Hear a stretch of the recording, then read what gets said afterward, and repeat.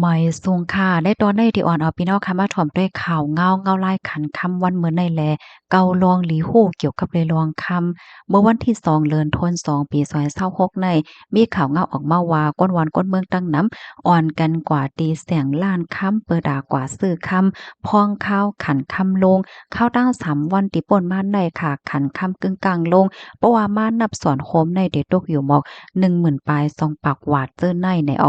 อนหน้าในขันค่ำก็คืนเฮียงค่ะเนาะคืนถึง1 วัตต์ไหลใน80,000ปลายเฮ็ดจังได๋ค่ะกำนันแลพ่องที่อันขิงข้าวค่ำลงขึ้นได้ก้นหวานเขาได้ก็อ่อนกันแดดกว่าซื้อไว้ค่ำแดงย้อนเปิ้นมีลองตั้งยุ่มยำว่าขันค่ำในจางคืนเที่ยงจางถึงไหล1 วัตต์ไหลใน80,000ปลายต่อถึง100,000วัตต์เจอในก้นขายค่ำก็1 ลัดในว่าในวันที่2ในขันค่ำลงแฮงค่ะในตอนเจ้าในค่ะนะ1 วัตต์ไหลในก็ตกอยู่68,000เฮง2ปากว่าแท้แหน่ค่ะเพราะว่าถึงมายามไว้วันซ้ำในเหมือนทางขันค่ำในขึ้นมาเที่ยงอีกหนึ่งเฮ็ดจั่งใดคะอ้อ เมื่อพ้องที่อันคันค่ำคืนสูงถึง1 วัตต์ไหล81,000เฮงนั่นก็มีคนมาซื้อค่ำไว้อยู่เหมือนกันเดะค่ะเนาะลองเป็นไปแลกๆกันค่ำในก็มันขึ้นๆลงๆจึงหนังว่านั่นแยวค่ะในวันที่2ในเป็นส่ำว่ามีคนกำปาน้ำอ่อนกันกว่าซื้อไว้ว่าในเซตอะมังเจออันกว่าขายก็มีก็เปออ่อนกันว่นว่าโกค่ำโลงเที่ยงนำเหลือเสนในเฮ็ดให้ค่ะเอาข้อมูลตอนในค่ะเลยปืนมาที่ห้องการข่าวสดเอาไว้ค่ะ พี่น้องค่ะรับถอมยอหันถึงจะคือพองค่ะอันได้ก่อก้นบางก็ก้นตีอันบ่เรียนค่ำหมอเรียนหมอซื้อหมอขายในอันไหลน้ำเม็ดน้ำต้อนกว่าก็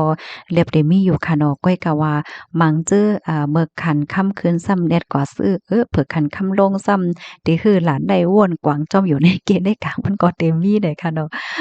ค่ะข้าวใส่หมอหอมถ่อมขาวถ่อมงาด้วยขันเงินขันค่ำในก็สะบอกให้กวางก่อนในเกณฑ์ในกลางว่าเนี่ยจังได๋ค่ะนะค่ะ กำในเฮาค่ะมาถอมมาเลยเพี้ยนด้วยค่ะเกาลองหลีคู่เกี่ยวกับไปลองค่ำในค่ะข้อที่1ค่ะขันค่ำในขณะมันใกล้คืนกาขันมันในพ่วงโหเลินโทนที่1และโหเลินโทนที่7ในว่านะพี่น้องค่ะจองฟังหันแม่นญาติได้ก่อมโคเหย้าในก้อยกะว่าเพราะว่าเงาไล่ลุกลมฟ้ามีลองเป็นไปหลากหลายนั่นได้ก็ได้เป็นเที่ยงเมี้ยวหนึ่งค่ะเนาะที่2ค่ะคันค่ำอันว่าในมันอำไลอัปเดตอยู่ตาเสกูข้าวยามค่ะเนาะ มันเหมือนขันกลตานเจอต่างเปิงเลยค่ะสังว่ามีเงาลายย่อกะตั้งเป็นแพร่ล่ามห้าเงาลายลองเคงเขียงหลกลมฟ้าลองปังตึกว่าสังว่าเฮ็ดจังไหนได้คันค่ำในมันเต็นิ่มไว้อยู่เฮ็ดจังนั้นในที่3ค่ะ ค่ำในมันปันพ่อนปางพ่อนหลีหรือสิเก็บเงินนั่นค่ะนะสันเจ้าหนังว่ามีเงินก้อนหนึ่งมีตื้อต้านจาซื้อค่ำพองเนี่ยเพราะว่าเฮาคาซื้อค่ำแหวก็เก็บไว้ได้ก็เพราะว่าขิงข้าวยามผ่านป่นกว่าในมันจังไรนำต้อนมันหรือสิเก็บเงินไหนยกตัวอย่างเปิงแตกมันเมื่อพ้องตี10ปี20ปีที่ป่นมานั่นค่ะเนาะเฮาว่าเมื่อ10ปีปลายที่ป่นมาขันค่ำใน1 วัตต์เลย10,000นี่แหละเนาะเพราะว่ามีเงิน100,000กว่าซื้อ คำไว้เห10 บาทแหน่เนาะมันก็ซ้ำซื้อคำเก็บเงินก้วยเก็บเงิน100,000เนี่ยข้าวยามผ่านพ้นมา10 ปีเนาะคนที่อันเก็บเงินได้ก็มีเงิน100,000เหมือนเก่าคนที่อันมีคำได้ก็10 บาทเหมือนนั้นเพราะว่ามาขายมื้อเหลียวในเตไรเป็นกาหือย้อนนั้นเนาะกำในมาแทงที่4ค่ะกึ่งลีแลซื้อคำเตียงเหลือสิคำหางเคิงเนี่ยสังว่าเฮาก็มีเงินไว้ค่ะเนาะแล้วก็เฮาคาวนอยู่ว่า เฮาได้ซื้อคำอีสังลีเนาะในนั้นแต่ก็แนะนำว่าให้ซื้อคำเตียงในเดลีในย้อนก็เพราะว่าคำเตียงในเพราะว่าเฮาคากว่าขายขึ้นไหนจึงมันก็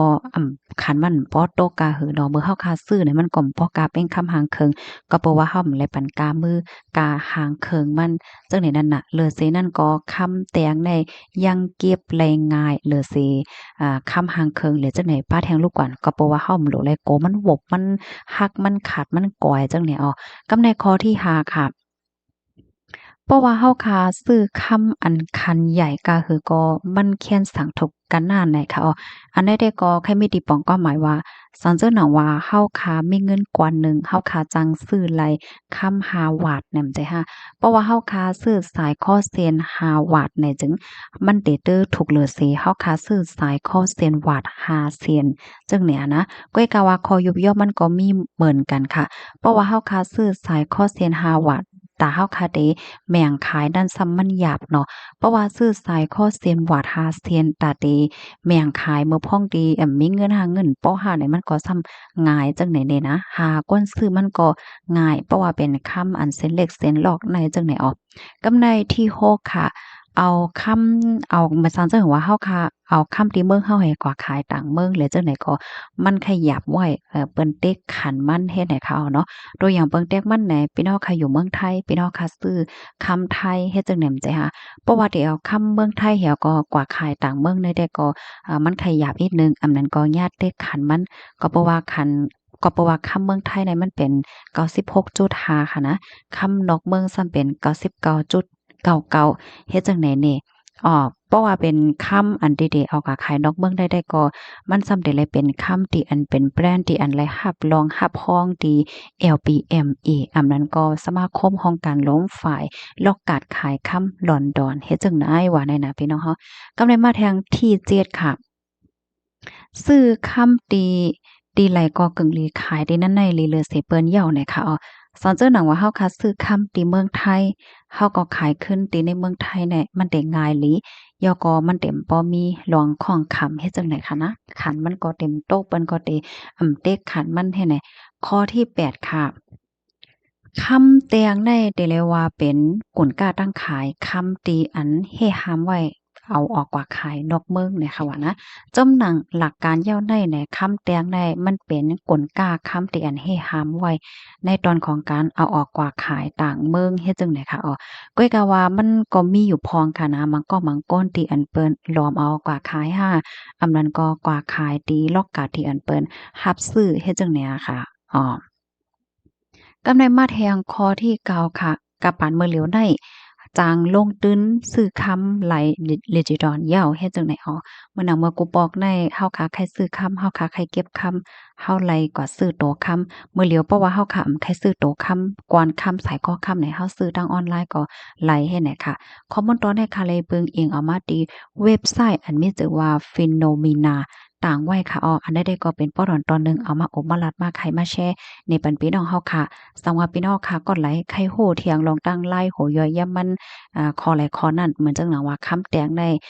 เปิ้นเฮฮามอำปันเอากว่าขายต่างเมืองค่ะสังห้าโหย่อยย่ำมันเป็นหือเนี่ยก็พี่น้องค่ะจังกว่าหาไหลเที่ยงค่ะเนาะยินจมกูก็ที่รับถอมปันแห้งค่ะย้อนให้อยู่ลีกินหวานและรอดเพกันเสกำค่ะมอยสูงค่ะ